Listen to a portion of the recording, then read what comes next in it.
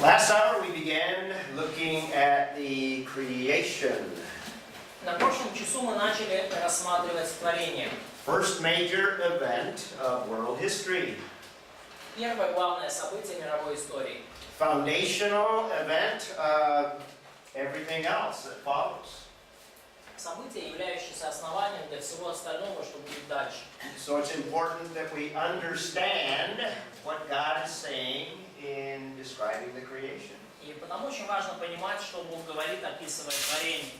We're looking at basically Genesis 1 and the first part of chapter 2. Мы сейчас посмотрим в основном на Бытие первую главу и первую часть второй главы. I see Genesis 1:1 as a summary statement of all of the creation. И я вижу Бытие 1.1 как итоговое утверждение о всем сотворении. We ended the last hour looking at verse 2, which I think gives us the conditions for the creation. И на прошлом часу мы уже рассмотрели стих 2, который, как мне кажется, дает нам изначальные условия для творения. That introduces basically the 6 days of creation. И показывает нам второй стих далее, то есть он нас делает введение к остальным 6 дням творения.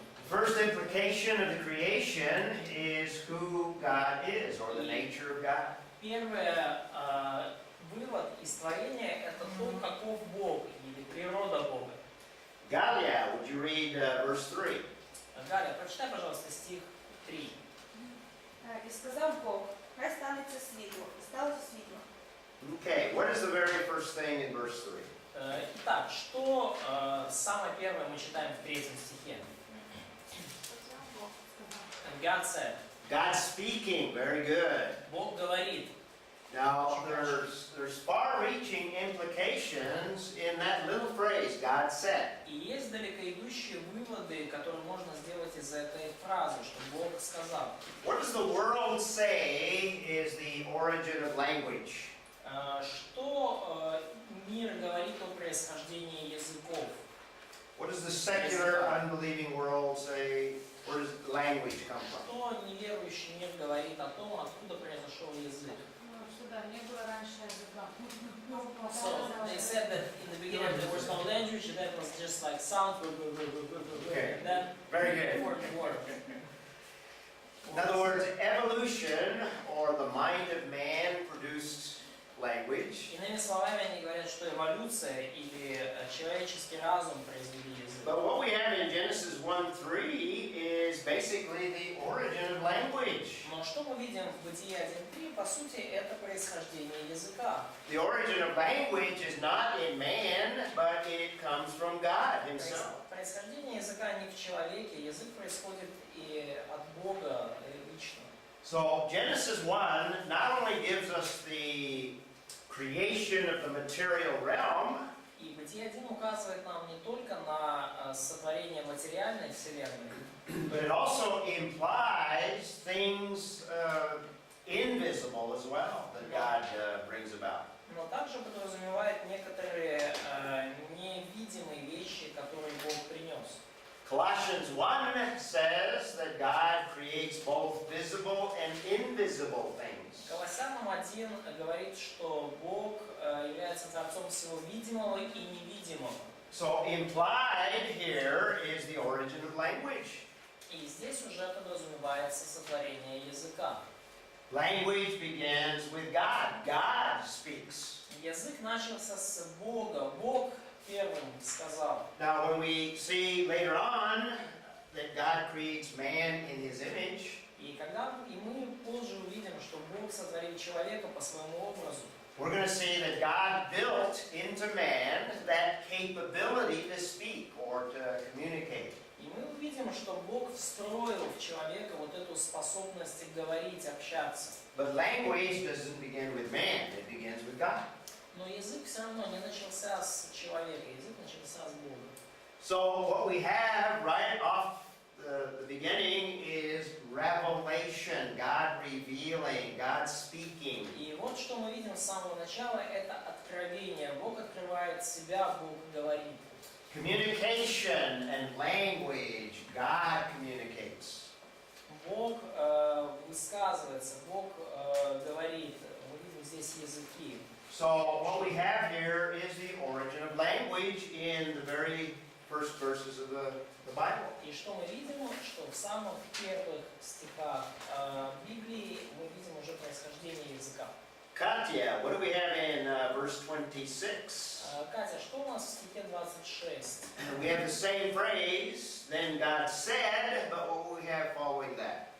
И там та же фраза, и сказал Бог, ну что идет вслед за ней? Сотворение человека, Creation of man. Okay? ну и сотворим множественное число, опять же. Let us make. So, Okay, let us, what does that tell us? Что это нам говорит? Троица. Trinity.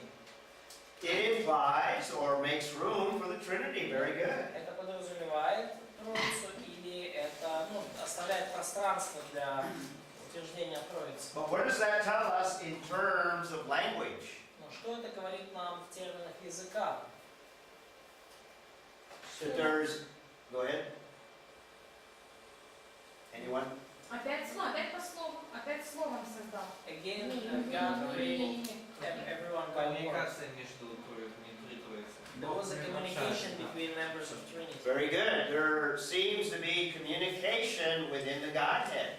Кажется, что существует общение внутри божества.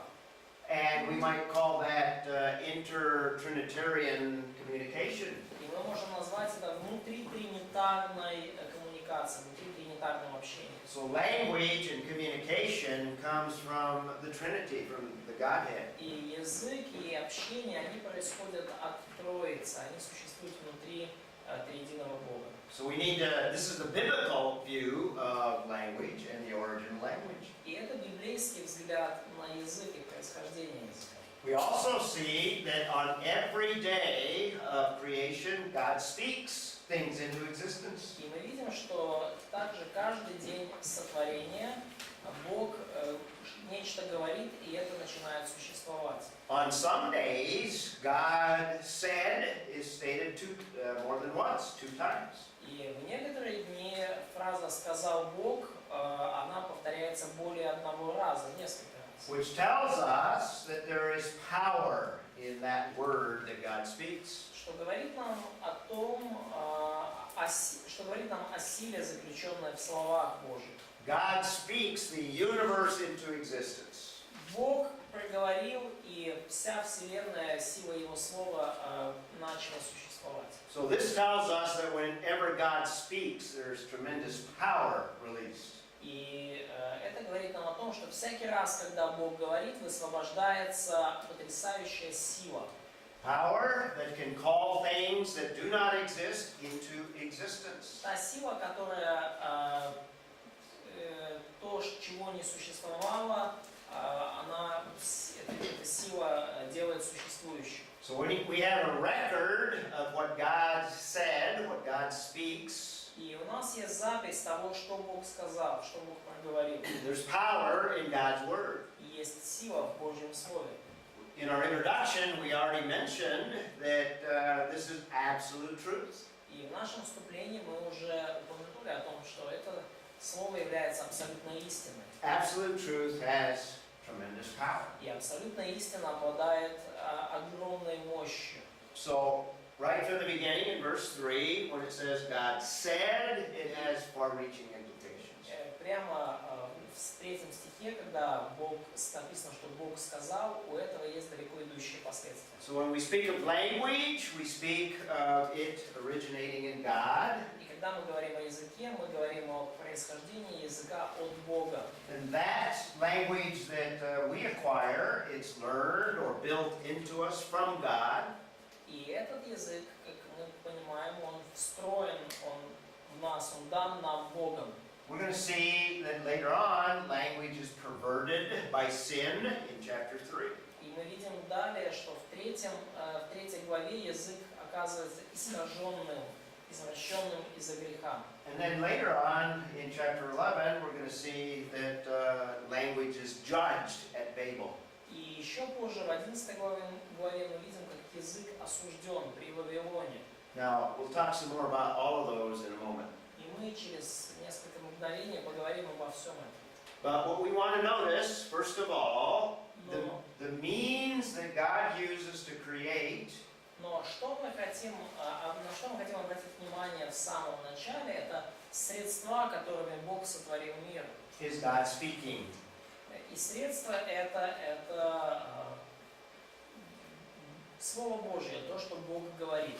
So His Word is the means by which He created all things. И Его Слово это то средство, которым Он сотворил все. This is confirmed in other passages in the Old Testament. И это подтверждается другими отрывками Ветхого Завета. One of the clearest passages is Psalm 33. И один из наиболее ясных отрывков это Псалом 32. The passage between, actually including 6 through 9, emphasizes the means by which God created. Отрывок с 6 по 9 стих подчеркивает средства, которыми Он создал все. In fact, let's go ahead and read verse 6, and then we'll skip to verse 9 and read it. И давайте прочитаем сейчас стихи 6 и потом пропустим и 9. 32, 6, 9 стих. «Словом Господа сотворены небеса, и духом уст Его все воинство их. Ибо Он сказал, и сделалось, Он повелел, и явилось». Very clear passage. We don't need to elaborate too much on that. Очень ясный отрывок, над ним нам не особо надо даже трудиться, чтобы его понять. Just a comment or a commentary on what we have in Genesis 1. Это просто комментарий к тому, что мы видим в Бытие 1 главе. So when it says, and God said, the psalmist says it's by that word that God creates. И вот когда мы читаем, что «и сказал Бог», мы видим, что в этом «сказал Бог» заключена сила, которая сотворил мир. Verse 9, He spoke and it was so. И в 9 стихе мы видим, что Он сказал, и сделалось. He commanded and it stood fast. Он повелел, и оно явилось. That's a description of what God is doing in Genesis 1. Это описание того, что Бог делает в Бытие 1 главе. So He creates by His word. Итак, Он создал мир своим словом. He also uses wisdom in His creation. Он также использовал его мудрость в сотворении. And there's many verses in the Old Testament that speak of creating using power, His omnipotent power. И также многие другие отрывки в Ветхом Завете говорят о силе Божией, всемогущей силе, которую Он использовал при сотворении мира. Now we're going to see as we work our way through Genesis 1 И мы увидим, когда мы будем прокладывать свой путь через Бытие 1 главу, the Bible does not in any way support the idea of evolution. мы увидим, что Библия никоим образом не поддерживает идею эволюции. So when God creates, there's nothing natural about that creating work. И когда Бог сотворил мир, ничего естественного, натурального не было в этом труде сотворения. So God doesn't use natural means in His creative work. И Бог не использовал естественные средства, сотворяя мир. What He uses is His word. He just speaks and things stand fast. Что Он использует? Он использует свое слово, Он говорит, и все вещи являются и делаются. And He exercises His wisdom and His power. Nothing natural.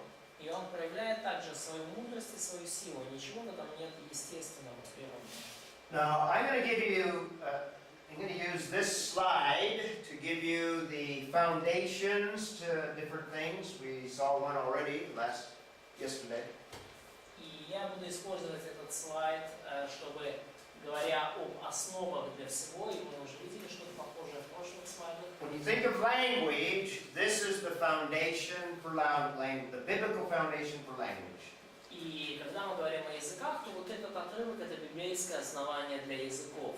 And what I'll do on this slide is contrast the biblical foundation with the secular view. И что я сделаю на этом слайде, я сравню, противопоставлю библейское основание для идеи языка и светское основание. So these slides are very important, so I want you to copy them down or remember them.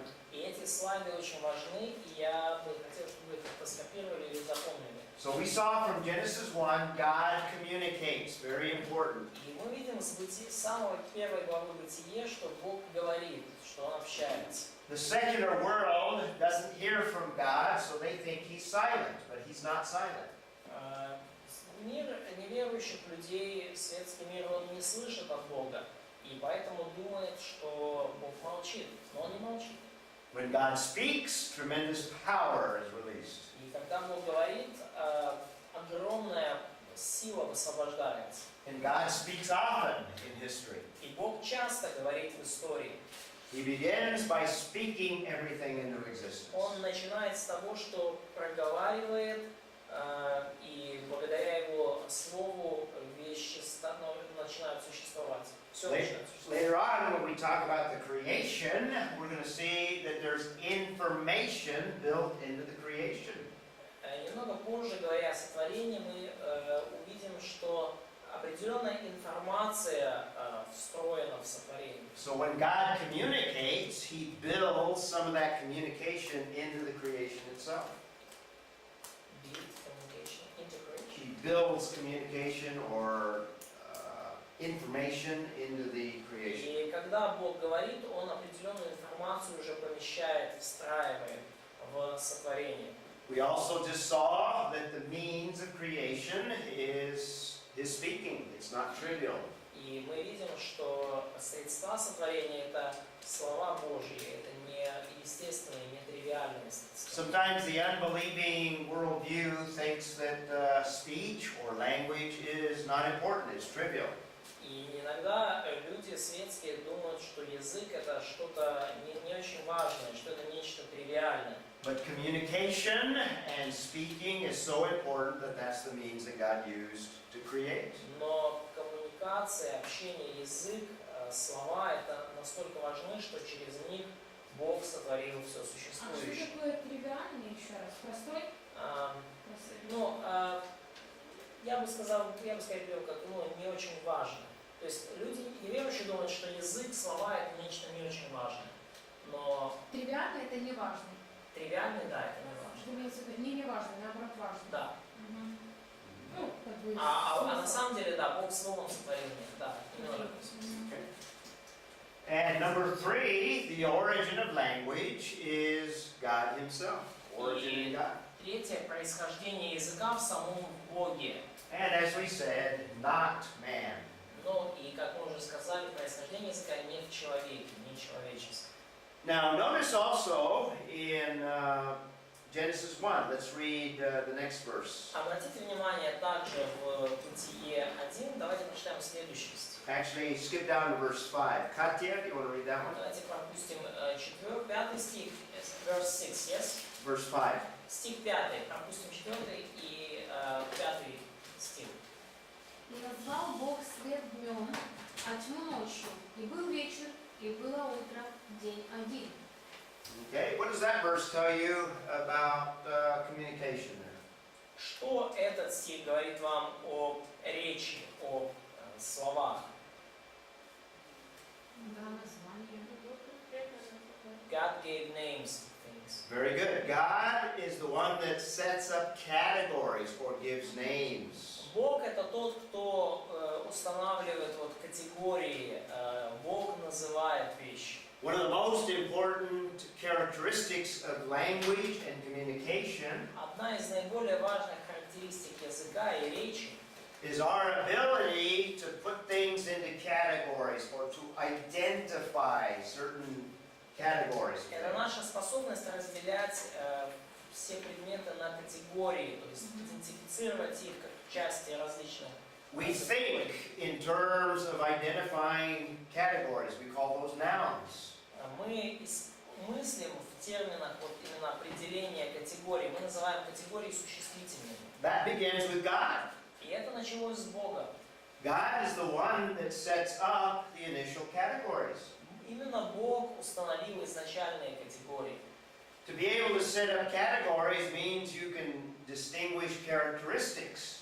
И чтобы установить эту категорию какую-то, вам нужно быть способным выделить ее отличительные характеристики. So we put things in categories that have the same characteristics. То есть мы помещаем в одну категорию вещи, у которых одинаковые характеристики. So God identifies the light part of the day and He calls it day. И таким образом Бог определил светлую часть дня и назвал ее днем. Светлую часть суток и назвал ее днем. He distinguishes that from the night. И он отделил день, светлую часть суток от ночи. Now, we're going to see later on that God does this again. И мы позже увидим, что Бог повторит то же самое.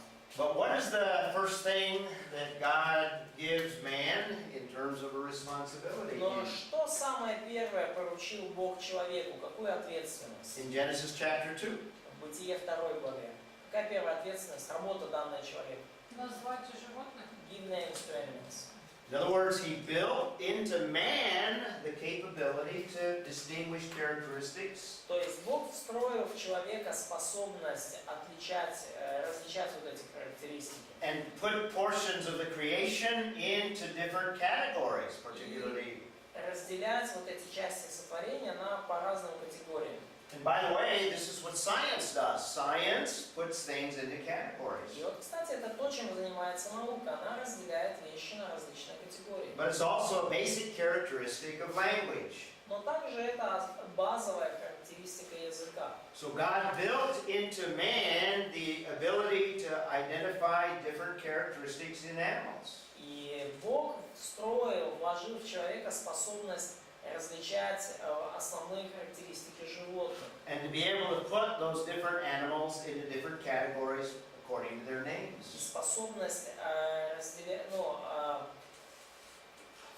способность помещать этих животных,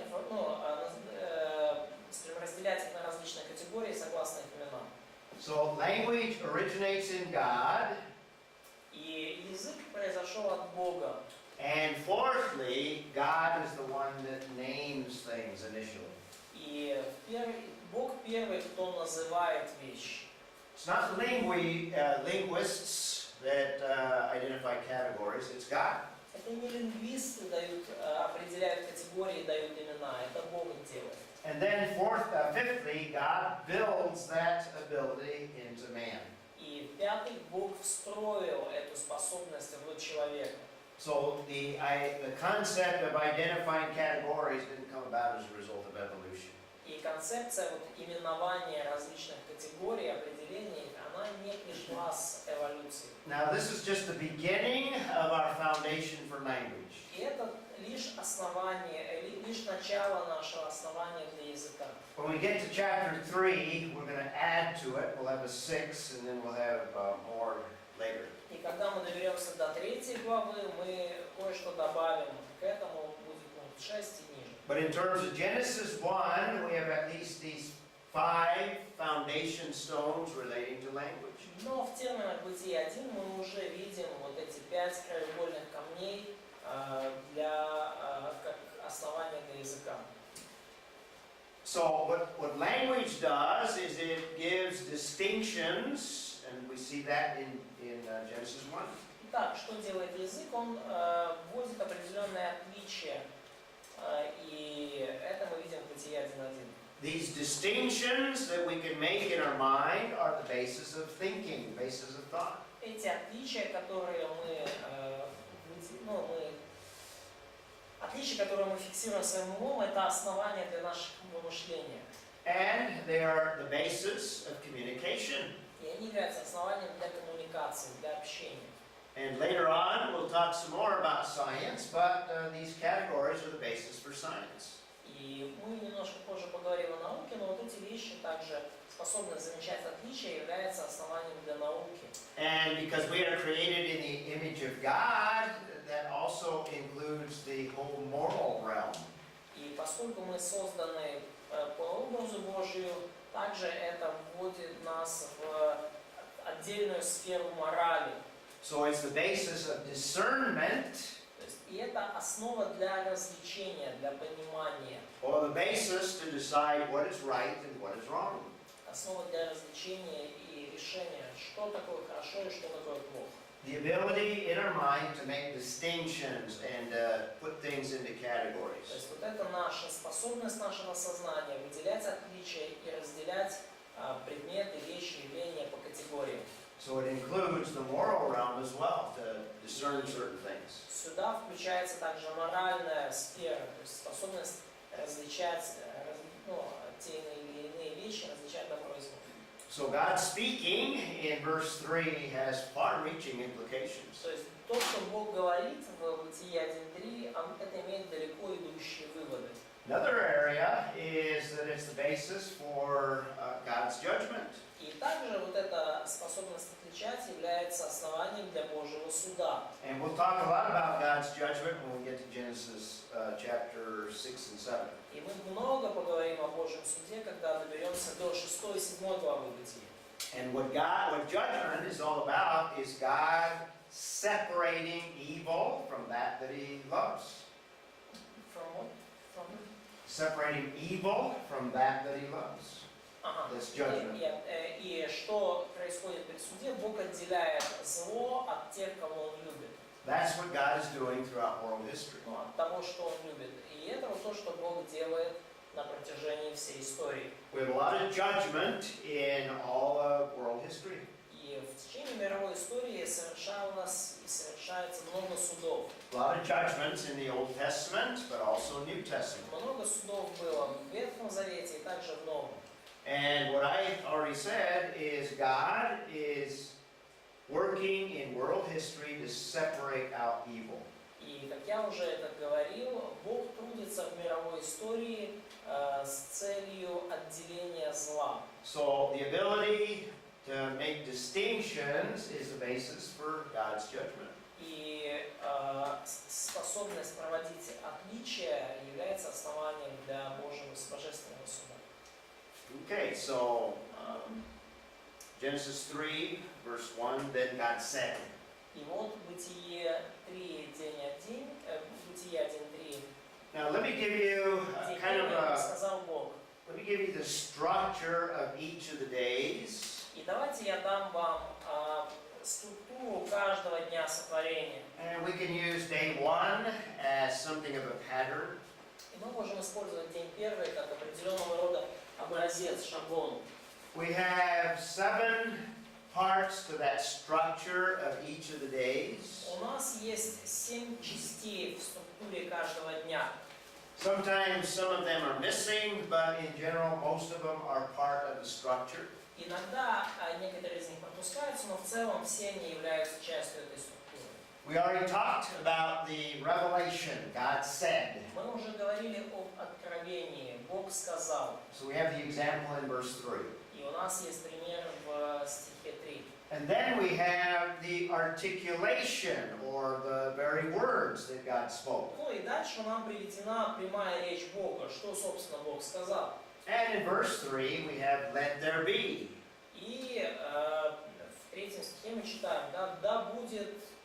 And in verse 3, let there be light. Ну и в 3 стихе конкретно, да будет свет. And in the 6 days, then we have the accomplishment of what God speaks. И в течение вот этих 6 дней мы читаем постоянно о выполнении того, что Бог сказал. And in some cases, it is simplified, and it was so. И во многих случаях это просто упрощенно сказано «и стало», «и стал свет». Now, in day 1, it says, and there was light. In other words, the same thing. In other words, it was the accomplishment. Да, то есть, в 3 стихе просто сказано «и стал свет». То есть было выполнение сразу же. Not in every day, but in some of the days, we have an evaluation. И не только в этом дне, но и в других мы видим определенную оценку. It was good. И увидел Бог свет, что он хорош. And we have the evaluation in verse 4 of day 1. Мы видим эту оценку в 4 стихе. And sometimes we'll have a distinction, like we do in verse 5. И иногда у нас есть выделение отличительных черт, как в 5 стихе. Or on some occasions we have a blessing. Или в God некоторых blessing the случаях есть благословение, когда Бог благословляет свое творение. And sometimes we have a naming, like we do in verse 5. И иногда мы также видим именование, присваивание имен, как в 5 стихе. He called the light part of the day, he called it day. Назвал Бог свет днем, а тьму ночью. And he called the dark part night. So we have a naming. Да, назвал Бог свет днем, тьму ночью. Вот у нас есть такое именование. And then every day is concluded with a chronological note. И каждый день завершается такой хронологической заметкой. And it begins with, and it was evening, and it was morning, day, in this case, day one. То есть и был вечер, и было утро, день такой-то. Ну, в данном случае день первый, день один. So on day one, God creates light. Итак, в первый день Бог сотворил свет. And when we speak of God creating light from the scientific or the physical sense, Когда мы говорим о том, что Бог сотворил свет с точки зрения физики или вообще научной, we are just beginning in the last century or so to understand something of what light is all about. и то можем сказать, что только в 20 столетии мы начали что-то понимать о том, что такое свет. Light is part of what is called the electromagnetic spectrum. И свет является частью того, что мы называем электромагнитным спектром. And we only have the capability of being able to see only a portion of that entire spectrum. И у нас есть способность видеть только часть, определенный промежуток всего электромагнитного спектра. So on day one, God probably created the entire spectrum, but only gave us the capability of seeing a portion of it. И, скорее всего, в первый день Бог сотворил весь спектр электромагнитных волн, но дал нам возможность видеть только часть из них. So day one focuses on God creating light. Итак, день первый фокусируется на том, что Бог создал свет. Now, a couple things to notice, which is very important in terms of the biblical worldview. И несколько замечаний очень важных с точки зрения библейского мировоззрения. We have the important little phrase, that accomplishment, and it was so. Есть маленькая вот эта фраза очень важная, которая говорит о выполнении. Стало так, стало. And what we have is the immediacy of God's creative work. И что мы видим здесь, что в божественной работе по сотворению существует своего рода безотлагательность. This is over and over throughout the 6 days. Это снова и снова мы видим в течение 6 дней. In Genesis 1, God said, let there be light. В Бытие 1 Бог сказал, да будет свет. And immediately it says, and there was light. И немедленно сказано, стал свет. It doesn't say after billions and billions of years there's light.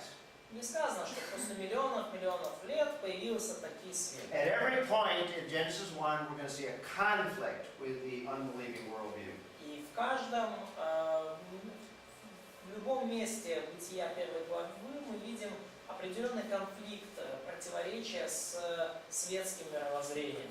Also very important in the creative days is the divine evaluation. И также очень важна связанная с днями сотворения божественная оценка. The stress is the goodness of the original creation. И акцент всегда на том, что изначальное творение было очень хорошо. Now, the reason it's stressed is because the world in which we live in is not good.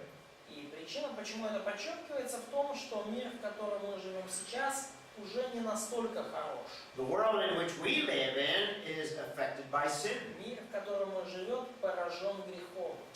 When man fell, all of the creation was affected. Когда человек пал, все творение было, оно испытало на себе влияние этого падения. We'll see that when we talk about the fall of man, the next major event. И мы увидим это более подробно, говоря о падении человека. Это следующее событие. So it's very important to understand that the original creation was good, and when God completed it, it was very good. И это очень важно понимать, что изначальное творение было хорошо, и когда Бог его завершил, оно было весьма хорошо. Katya? Вот, а как вы думаете насчет хорошо? Вот то, что сейчас мерзкое творение, то, что очень неприятно было тогда или нет, как вы думаете? Например. Например, черви, тараканы, пауки. when the ladies' question, how do you think if the original creation was really Просто good? ваше мнение. So, how do you think was these animals like such creatures like worms, moths, rats, some insects, the part of original creation? We'll talk about that when we talk about the fall of man. Мы поговорим об этом, говоря о падении человека. Мор, например. Or, for example, pain. Yes, yes, the creation was affected, is the point. Да, то есть творение пережило на себе дурные последствия падения. In fact, the point I'm going to make is that the creation was radically affected. Творение сильно пострадало, и даже я бы сказал, что творение пострадало радикально. Да? Творение испытало радикальные перемены. And because our culture emphasizes science so much, И поскольку в нашей культуре такое сильное внимание придается науке, I'm going to emphasize and bring out the scientific changes that took place. то я также расскажу вам об определенных научных изменениях, которые имели место. And the Bible itself makes those changes evident. Изменения, подтвержденных наукой. И также и Библия ясно свидетельствует об этих изменениях. So we'll look at those little pieces of information from the text. И мы увидим эти небольшие кусочки информации в тексте. But it's important that we realize and understand that the original creation was different from the creation that we experience today. Но очень важно осознавать и понимать, что изначальное творение оно очень отличалось от творения, которое мы видим сегодня. So let's add to our foundation, the creation.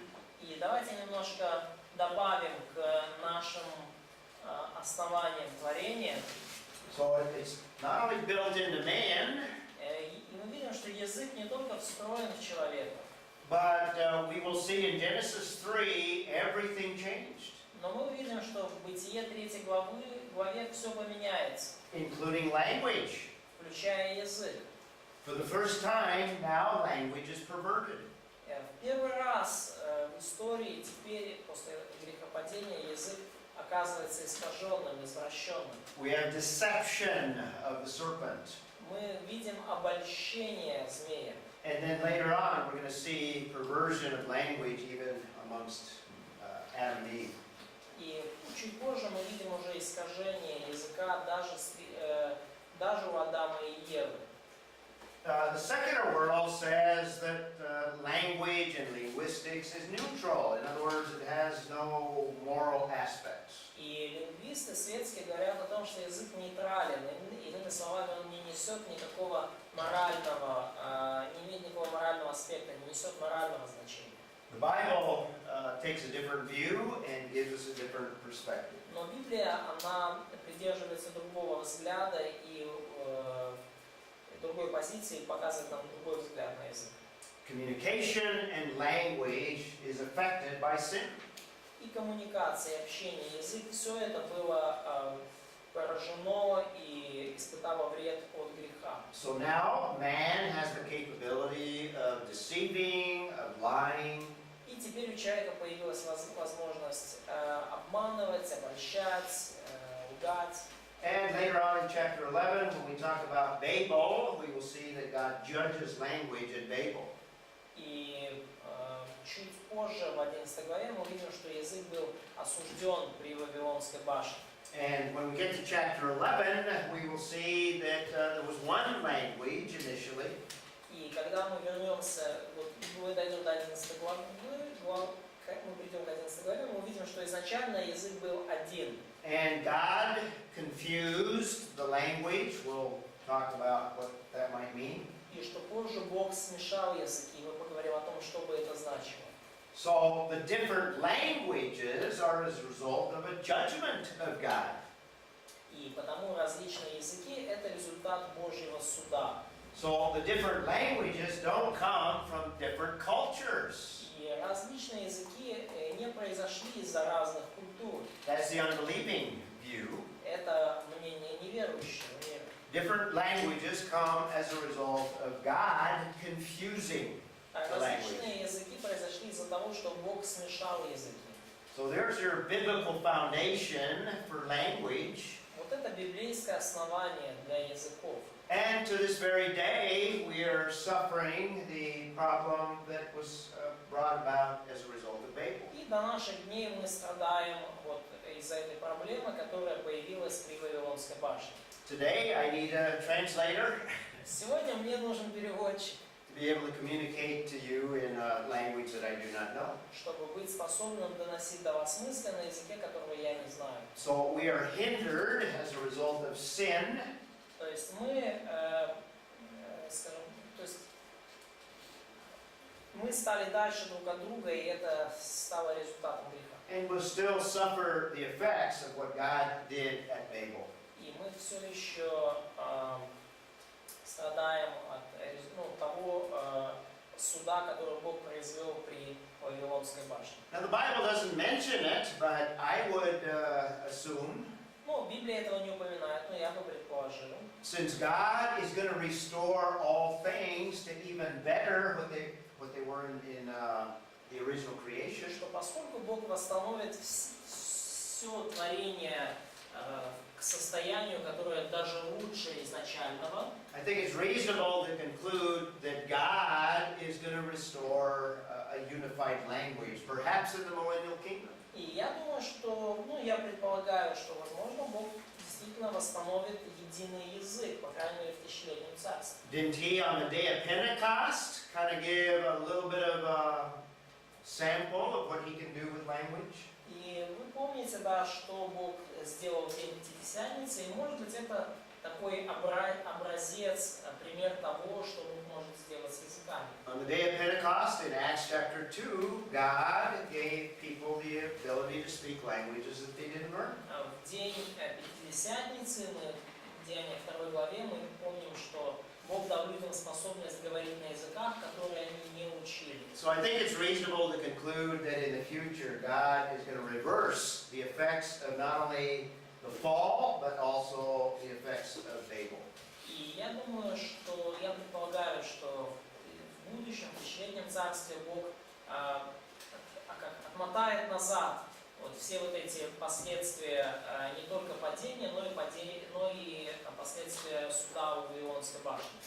Let's take a look at the science involved in day one. И давайте посмотрим на научные аспекты, вовлеченные в то, что было при первом дне. Now, I'm going to expand this whole area of science, but let's already start to build a foundation. Я не буду слишком уж расширять вот эту научную сферу, но давайте заложим хотя бы какое-то основание. One of the things that I'm going to try to establish from the biblical text, by the way, И одна из вещей, которую я хотел бы установить из библейского текста, кстати, and it should warn us in trying to interpret Genesis 1, и это является для нас предупреждением при попытках интерпретировать, истолковать Бытие 1. the physics, and I would say all of science, is different today than it would have been in the original six-day creation. Я бы сказал, что физика и вообще наука в наши дни, она иная, чем она была в первые дни творения. For example, on day one, there's no such thing as biology. Потому что, например, в первый день вообще нет такого понятия, как биология. Why can we say that? Почему мы можем это сказать? Что в первый день нет места биологии. Where does biology begin? Где начинается биология? Чуть позже. It's not until which day? До какого дня нет биологии? Day 3. До третьего дня. So we could say that biology doesn't exist because И мы бы так life does not exist. сказали, что биология до третьего дня не существовала, просто потому что не существовала жизнь. So there's no law, there's no biological laws И потому не было of никаких science. биологических научных законов в первый день. What God is doing on the 6 days is not only is He creating, but He's establishing all of these physical laws. Что Бог делает в течение 6 дней Он не только творит мир, но и устанавливает физические законы, по которым мир живет. And the creation that we saw in verse 2 of an original water mass. И мы видим также, что изначально сотворение началось просто с большой водной массы. And perhaps that's all that existed, is perhaps a sphere or maybe an unshaped water mass. И, скорее всего, это все, что существовало. Вот это водяной шар или просто даже бесформенная, какая-то водная, бесформенная какой-то резервуар вот, So массы воды. on day one, there's no biology, there's no zoology. В первый день, потому нету никакой у нас ни биологии, ни зоологии, There's no geology, даже геологии нет. because all we have is a water mass. Потому что все, что у нас есть, это просто масса воды. I already mentioned that the earth is at the center of all things here. И я уже упоминал, что Земля находится в центре всего здесь. And this is speculation, but there's the possibility of high gravity, high density of this hot water. И это, конечно, только предположение, но похоже, что эта вода высокой силой притяжения, высокой плотностью и температурой. And we have light. И также у нас есть свет. What is that source of light? Because that introduces a problem. Что является источником света? Вот здесь у нас возникает проблема. Что является источником света? Because remember, the sun and moon are not created till day 4.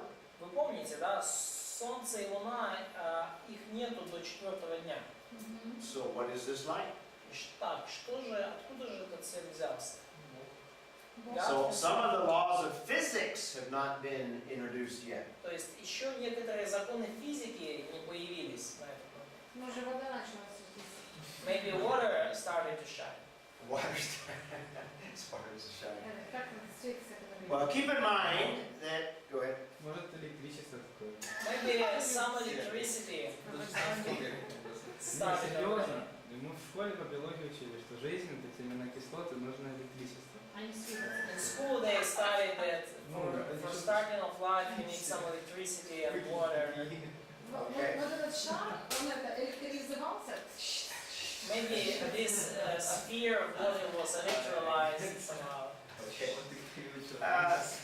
That's as good a speculation as what you'll find out there. Ну да, интересные разные предположения можно тут найти. Now, for some, this is a major problem because they say, how can this be without a sun, without the light of the Но sun? для многих это вот является серьезной проблемой, потому что они спрашивают, как же может свет появиться без солнца? But just as you indicate, the sun is not the only source of light. Но как вы уже на это указали, солнце не является единственным источником света. You mentioned that light can also be produced by electricity. Вы упомянули также, что свет может происходить от электричества. Light is also produced by some chemical reactions. И свет также производится определенными химическими реакциями.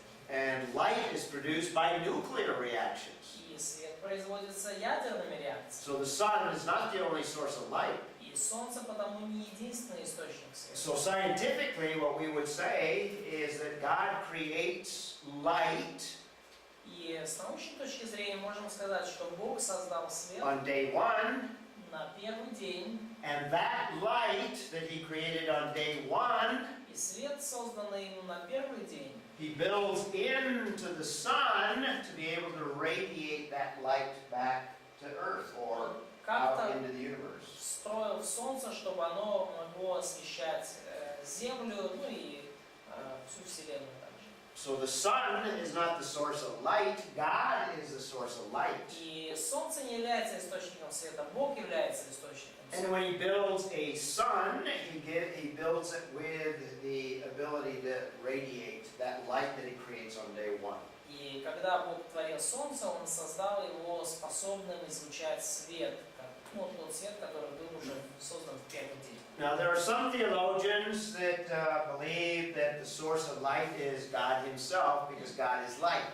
И есть некоторые богословы, которые считают, что источник света это Бог сам по себе, потому что Бог есть свет. But I would say that the emphasis of Genesis 1 is not so much the light of God, Но я бы так сказал, что акцент бытия первой главы не столько в свете Божьем, исходящем от Бога. but the emphasis of Genesis 1 is God creating the material realm. So He's creating the light that is part of the material realm. Но акцент бытия первой главы это Бог, создающий материальную вселенную, материальную реальность. И свет, создаваемый здесь, является частью материальной реальности. Now, the point you might make that I don't have on the slide here И еще один пункт, который я могу из этого вывести, его нет на we слайде. could say something similar in relationship to time. Мы что-то подобное можем сказать в отношении времени. How do we mark time? Как мы отмечаем, как мы разделяем и измеряем время. Day and night is determined by the position of the earth with respect to the sun. День и ночь определяются положением Земли по отношению к Солнцу. But already on day 1 we have a day portion and a night portion before the sun. Но уже в первый день, еще до появления Солнца, мы видим разделение на день и на ночь. So what does this tell us about time? Что это говорит нам о времени? From God's perspective, time is independent of the sun. С Божьей точки зрения время не зависит от Солнца. In other words, God created a time frame that is not dependent on creation. Иными словами, Бог создал временные рамки, которые не зависят от сотворения. And on day 4, He sets the orbit of the earth with relationship to the sun. И на четвертый день Он установил орбиту Земли по отношению к Солнцу. To reflect that time frame that He already set up from day 1. Does that make Эта sense? орбита отражала, Он установил так, что эта орбита отражала бы те временные рамки, которые Он установил еще в первый день. Разумно ли это звучит? So that's day 1. Это вот первый день.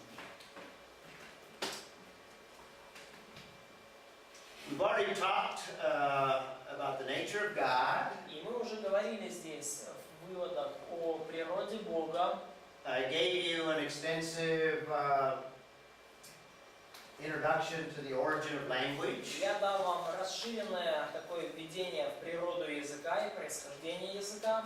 And we've already touched on this idea of the means by which God used to create. И мы уже затронули эту идею инструментов, средств, которыми Бог сотворил мир.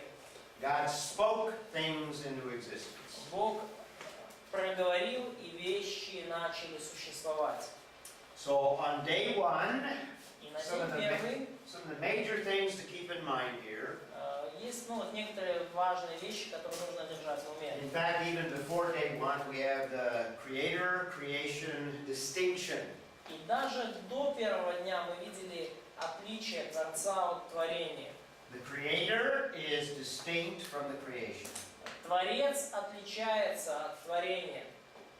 And we emphasize God speaking things into И existence. также мы подчеркнули, что Бог говорит, и вещи начинают существовать.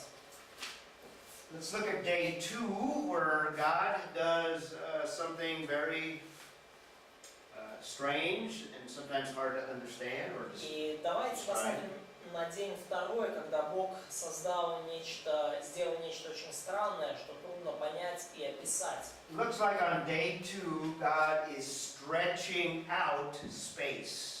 Кажется, что на второй день Бог немножко растянул Вселенную. Let's read a portion of it, and then I'll make some comments. And after we get done with day 2, we'll take a break. И давайте прочитаем стихи 6 и 7, from 6 to 8, yes? Yes, Sergey, first of all, read verse 6. Сергей, прочитаем раз 6 стих, он предлагает сделать комментарий, пойдем нами. И сказал Бог: да будет будет твердь посреди воды, и да отделяет она воду от воды. Okay? When it says, let there be an expanse, То есть вот сказано, да будет твердь посреди воды. the Hebrew word is rakia. Еврейское слово ракия. That Hebrew word has the idea of spread out thinness. И, Spread out thinness. I don't know how you. ну, это еврейское слово имеет смысл вот такой, ну, растянутой какой-то поверхности. В новом переводе свод. Да. I think what it is, it's a word that describes space. И, как мне кажется, это слово, которое обозначает космическое пространство. So I believe that what God is doing on day 2 is stretching out space. И, как мне кажется, что здесь Бог делает, Он растягивает вот это пространство. And remember, the earth is only what? What is the earth И вы composed of? помните, да, что вначале что такое земля?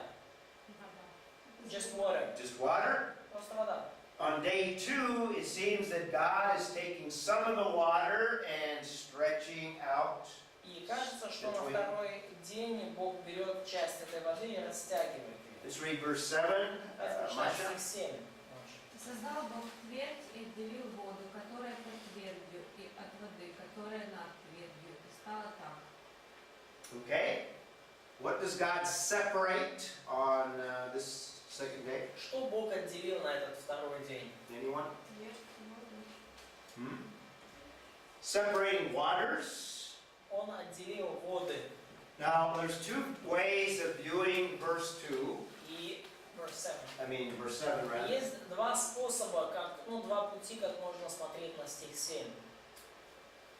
Some theologians believe that what God is separating is the waters from the earth from waters that exist in the atmosphere. И некоторые богословы видят это так, что Бог отделил воду, которая, ну, на земле, ну, как бы моря и океаны, от атмосферы, то есть от облаков и всего, что So you have the waters that make up the clouds in the atmosphere. То есть у вас есть вода, которая образует облака, тучи в атмосфере. And God's separating those waters from the ocean waters И on Бог earth. отделил эту воду от океанической воды, которая, ну, на поверхности земли.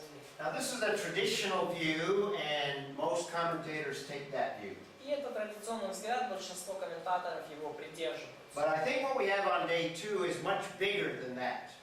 Но я думаю, то, что мы видим на второй день, это нечто намного большее, чем... And I'm going to mention a friend that used to work at a national laboratory in my country. НАСА? No, this was Sandia National Labs, Наша. a national laboratory.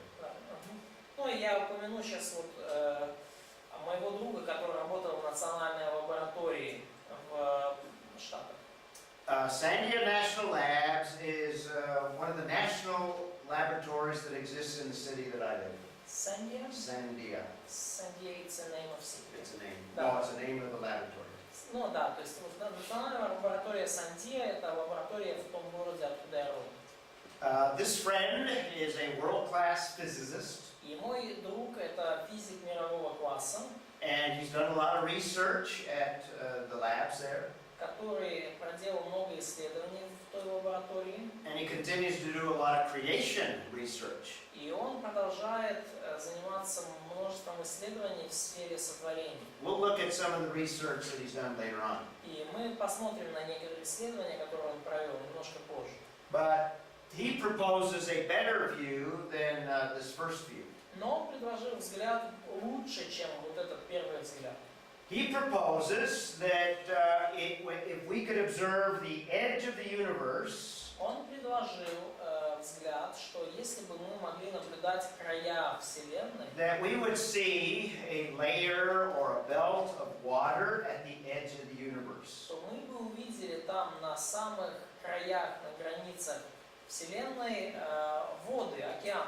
And what God is separating here И что Бог отделил здесь одно от другого, is the waters on planet Earth from those waters that we would find at the edge of the universe. это воду, воду, которая есть на поверхности Земли, от воды, которую мы потенциально можем найти на краю Вселенной. And in between, we have this expanse or this space. И вот между ними мы видим, вот этим между двумя этими водами мы видим твердь или свод, или вот это космическое пространство. So on day 2, what God is essentially doing is creating the heavens or the universe outside of the earth. И что делает Бог, по сути, в день второй? Это Он создает небеса, то есть небеса в плане космическое пространство вне Земли.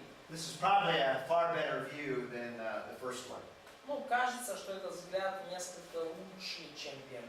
Let's go ahead and take a break for lunch, and we'll come back and we'll talk some more about the 6 days of creation. Давайте дойдем на перерыв и вернемся, поговорим больше о 6 днях сотворения.